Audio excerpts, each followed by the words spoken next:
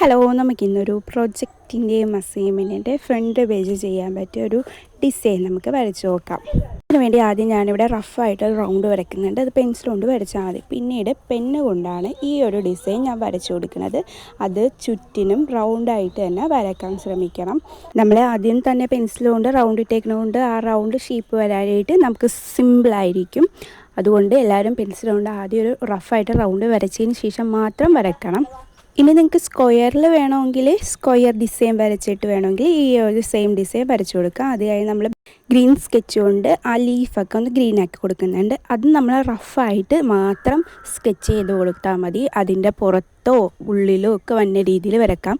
ഈ ലൈനിൻ്റെ പുറത്ത് പച്ച വന്നാലും വലിയ കുഴപ്പമൊന്നുമില്ല. അത് ഒരു പ്രത്യേക ഭംഗിയാണ്. പിന്നെ നമ്മൾ ഒരു മജന്ത സ്കെച്ച് എടുത്തിട്ടാണ് പൂവിൽ നമ്മൾ ഡിസൈൻ കൊടുത്തേക്കുന്നത്. പിന്നെ ഞാൻ നമ്മുടെ ചാനലിൻ്റെ പേരാണ് നടുക്ക് എഴുതി കൊടുത്തിട്ടുണ്ടായിരുന്നു. അപ്പോൾ ഇതാണ് നമ്മുടെ ലാസ്റ്റ് ലുക്ക്. ഇഷ്ടപ്പെട്ടെങ്കിൽ എല്ലാവരും ഒന്ന് ട്രൈ ചെയ്ത് നോക്കണം. അപ്പോൾ അടുത്തൊരു അടിപൊളി വീഡിയോ ആയിട്ട് കാണാം. അപ്പോൾ ഓക്കെ, ബൈ.